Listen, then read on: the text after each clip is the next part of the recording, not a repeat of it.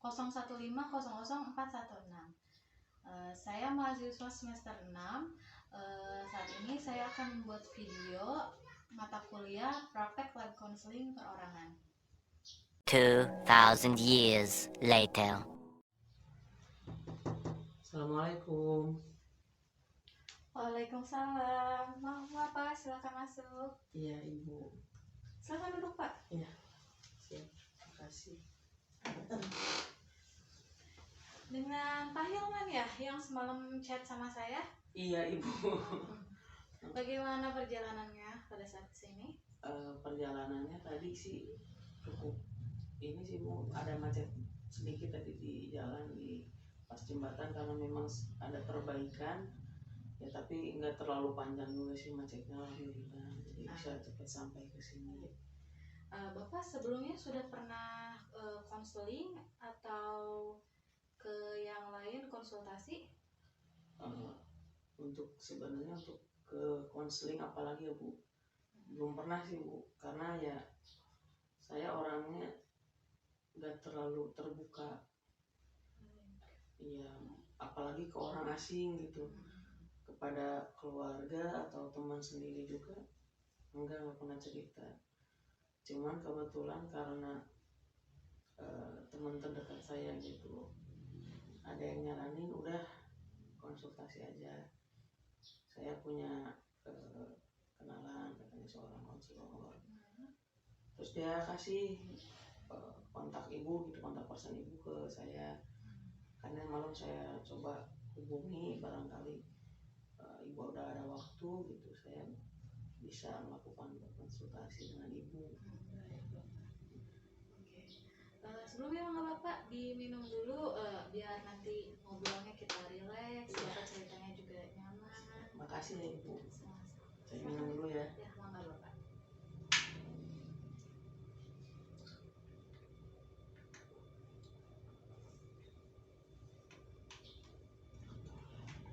Oke Bapak, kita mulai ya konsultasi atau Bapak menceritakan permasalahan apa yang sedang Bapak hadapi pada saya dengan santai, rileks.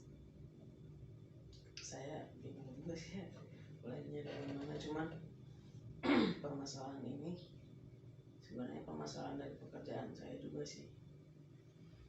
Jadi sebelumnya saya bekerja di salah satu pemerintahan lah. Di situ saya ya diajak gitu, buat masuk oleh pejabat yang berkuasa atau misalnya yang sedang menduduki jabatan tersebut ya, karena beliau memang membutuhkan seseorang yang sudah ahli gitu dalam hal tersebut gitu. Diajaklah saya untuk bekerja di situ. Awal-awal ya saya jalani aja gitu, cuman makin kesini kok saya ngerasa kayak yang gak dihargai, padahal dia yang ngajak saya kan gitu, dia yang minta bantuan saya buat kerja di situ. Tapi perihal yang maksudnya fee-nya gitu ya Bu, honor yang saya terima itu menurut saya nggak sesuai. Beberapa kali saya udah berbicara juga gitu ke atasan yang lainnya gitu. Tolong saya, kalau memang ya saya nggak dibutuhkan ya nggak apa-apa, saya mau keluar. Tapi alhamdulillah di akhir tahun kemarin itu saya sempat udah mau ya udahlah saya keluar aja gitu, karena benar-benar pekerjaan saya ya perjuangan saya gitu ya untuk membantu pemerintahan tersebut berasa nggak dihargai kan gitu, berasa disia-siakan. Makanya saya mau berhenti aja tadinya gitu. Jadi karena Bapak merasa kurang dihargai, kurang nyaman juga dalam pekerjaan karena masalah fee gitu ya Pak ya? Iya, sebenarnya malu juga sih yang ngomongin hal kayak gini gitu. Iya. Cuma ya itu tadi, ternyata atasan saya yang satu laginya memang dia tahu kinerja saya bagus, akhirnya dia dorong saya buat tetap berada di pekerjaan saya itu, dan dia tambah lagi pekerjaan yang lain berikut. Saya juga mendapatkan honorarium lainnya juga gitu, mendapatkan pemasukan yang lainnya. Di situ saya mulai oke lah, saya bertahan juga karena ya ibu tahu sendiri bekerja di instansi pemerintah seperti apa gitu. Lalu apa ya, saat ini seperti yang kita tahu mencari pekerjaan itu sulit. Iya betul. Ya sekalipun dia mau bergelar apapun sulit banget gitu kalau nggak ada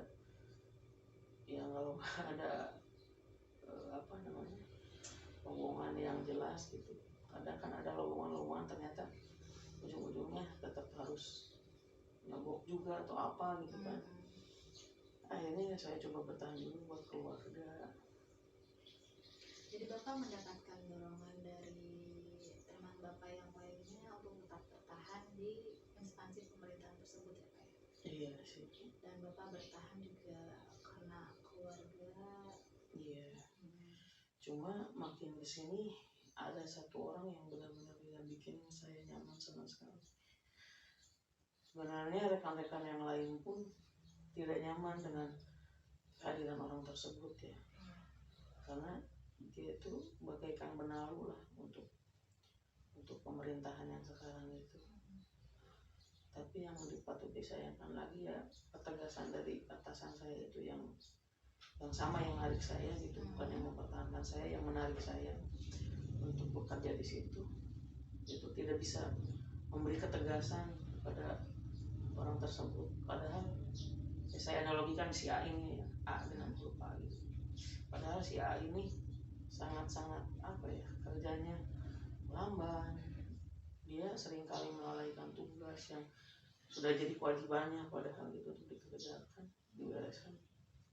Tapi kadang ya itu dia lalaikan, sehingga seringkali atasan saya tersebut juga terkena masalah gitu oleh atasannya lagi gitu, yang lebih tinggi lagi, sering kena teguran dan lain-lain gitu. Termasuk saya bekerja ke situ juga karena mengambil alih pekerjaannya si A ini yang dia dia singkirkan gitu, nggak dikerjakan, benar-benar nggak istilahnya nggak dipentingin gitu. Padahal itu hal-hal yang penting juga, sehingga atasan saya kena teguran lalu mencari orang lain untuk menggantikan posisinya tersebut. Jadi Bapak merasa kurang nyaman dalam kerjaan Bapak karena ada satu orang tersebut yang mengabaikan pekerjaan, lalu di situ atasannya mungkin kurang memperhatikan juga. Ya begitu loh. Jadi yang bukan, intinya gini lah, dengan pekerjaan si A ini yang teledor, yang semena-mena gitu. Mungkin orang lain benci karena nggak suka atau nggak suka karena melihat pekerjaannya yang buruk saja. Tapi di sini saya merasa nggak nyaman pun bukan karena itu, tapi karena beberapa kali saya bersinggungan sama dia secara langsung. Ya pernah pekerjaan gitu Pak? Iya, karena ya dia pernah lah satu kali dia marah yang begitu hebat, dia sampai tendang pintu, marah-marah kesana kemari atas pekerjaan yang sebenarnya udah dia nggak kerjakan. Saya di situ justru mengerjakan karena atas perintah atasan yang membantu saya untuk bertahan itu loh. Jadi atasan saya itu ada dua, yang satu yang menarik saya, ini atasan saya yang kedua ini yang mempertahankan saya. Nah, padahal atas perintah kedua atasan ini, saya akhirnya mengerjakan pekerjaan dia itu yang dia tinggalkan. Tapi setelah beres, lalu dia ingin ibaratnya apa ya, kayak masih ikut campur gitu. Padahal tadinya dia acuh aja, dia tiba-tiba meledak marah gitu besar, sampai saya kaget gitu. Tapi ya saya sama saudara saya juga bilang, udah, orang itu memang kayak gitu, dia lakukan aja. Tapi kan saya sebagai orang baru ya Bu, sedangkan dia orang lama, saya shock juga gitu kayak gitu. Dan berkali-kali juga yang paling sakit banget itu ya, sering banget saya ditugaskan gitu sama atasan saya yang ke-1 ya, ditugaskan untuk menyelesaikan pekerjaan dia yang dia tinggalkan, padahal dia sama sekali nggak ada pengertiannya gitu. Ibaratnya ketika misalnya honor turun atau apa, apakah si A ini tiba-tiba udah nih buat kamu karena kemarin kamu udah bantuin aku, enggak sama sekali. Dan saya sakit hati laginya itu apa, ketika atasan saya yang pertama, padahal dia itu yang nyuruh saya gitu untuk beresin semua pekerjaan yang ditinggalkan si A ini gitu, yang dilalaikan gitu.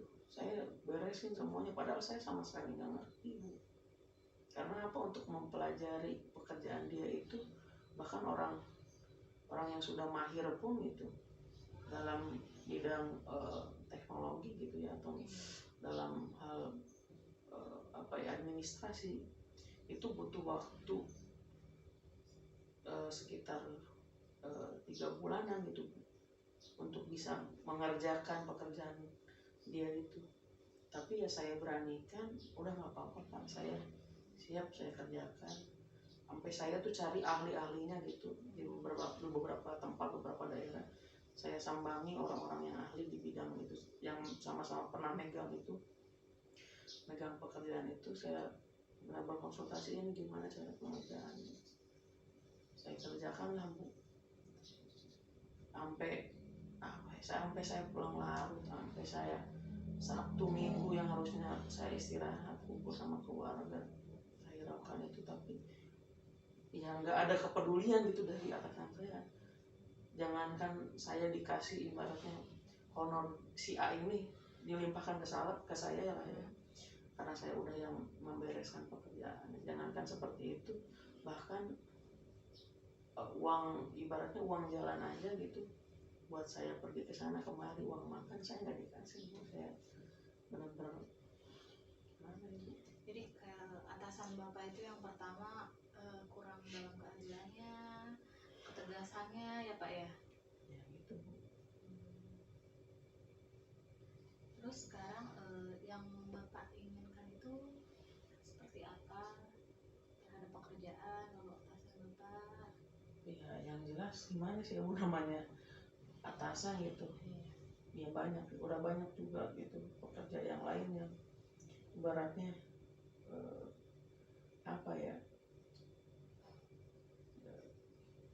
protes gitulah ya, dengan kejadian yang ada gitu, dengan ketidakadilan yang diberikan oleh atasan saya. Tapi ya gimana lagi, dia yang punya memegang jabatan tertinggi istilahnya, dan sialnya ya gitu, dia tetap seperti itu, nggak ada perubahan. Jadi saya tuh kadang pusing gitu, gue harus gimana. Satu sisi memang saya juga membutuhkan pekerjaan ini karena ya saya udah punya tanggungan gitu, anak istri saya mau gimana. Tapi satu sisi lagi saya kadang suka merasa tertekan gitu dalam hal pekerjaan ini. Setelah itu keputusan apa sih yang Bapak ambil setelah kerjaan Bapak seperti ini, atasan yang kurang peduli gitu Pak, tapi Bapak juga kan harus bertahan dalam pekerjaan ini karena Bapak sudah ada tanggung jawab yang lain. Ya sejauh ini sih saya cuma sabar gitu Bu, cuma bisa sabar buat coba ikhlas lagi Bu, belajar buat ikhlas juga, karena ya saya bertahan di sini kan utamanya ya untuk anak istri saya gitu. Karena untuk diri saya mah saya udah gak butuh apa-apa lagi gitu. Yang penting kebutuhan keluarga itu ya. Jadi ya, itu yang saya bingungkan gitu.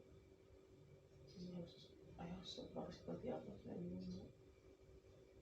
Jadi keputusan akhir Bapak itu dalam pekerjaan ini ya Bapak sabar menjalani dengan ya ikhlas karena keluarga, Bapak bertahan juga karena keluarga gitu kan ya Pak. Itu ya mungkin jalan satu-satunya sekarang saya harus lebih coba buat ikhlas lagi ya, lebih buat sabar untuk ya cobalah buat menghiraukan hal-hal yang sebenarnya nggak perlu terlalu dipikirkan, karena selalu saya tuh terlalu mungkin ya saya terlalu memikirkan juga gitu. Mungkin saya harus coba lebih lebih belajar buat enjoy aja gitu, hadapi semuanya dengan ikhlas. Ya mungkin saya harus balik lagi gitu mengingat bahwa tujuan saya untuk berada di sini, niat awal saya untuk bertahan di pekerjaan ini ya motivasinya ya itu istri yang saya sayangi dan anak yang saya sayangi, yang benar-benar saya cintai. Ya, mungkin kedepannya saya lebih mengatur diri lagi gitu, mengevaluasi diri saya untuk tidak terlalu diambil ke hati gitu ya, karena tadi itu ya mungkin ya sifat orang sudah seperti itu ya, mau gimana lagi, yang penting saya jangan melakukan kesalahan seperti yang mereka lakukan, karena ya tadi itu tujuan awal saya, tujuan utama saya bertahan karena ya keluarga, satu keluarga. Dan mudah-mudahan juga karena niat baik lah menurut saya, karena mengutamakan keluarga, mudah-mudahan Allah juga bisa memberikan kado terindah gitu yang lebih baik lagi katanya. Baik Bapak, saya ambil kesimpulan pada pertemuan kali ini, keputusan akhir Bapak yaitu ya mengikhlaskan jalan saja menjalani pekerjaan ini karena semuanya itu Bapak lakukan untuk keluarga Bapak sendiri ya, dan Bapak sudah mulai tidak akan memikirkan hal-hal yang tidak penting lagi di luar dari itu. Baik Bapak. Oke, saya akhiri ya Pak ya pertemuan kali ini. Terima kasih sudah ngobrol dengan saya, konseling dengan saya. Jika masih ada hal yang ingin diobrolkan kembali, nanti Bapak tinggal hubungi saya lagi. Baik Ibu, terima kasih banyak. Sama-sama Bapak. Nanti di jalan hati-hati ya Pak ya. Iya. Udah saya cukupkan dulu. Ya, mudah-mudahan sih saya bisa menjalani ini semua dengan tegar. Terima kasih sebelumnya Ibu. Terima kasih Bapak. Sama-sama. Ya, saya pamit ya Bu. Iya. Ya, assalamualaikum. Waalaikumsalam.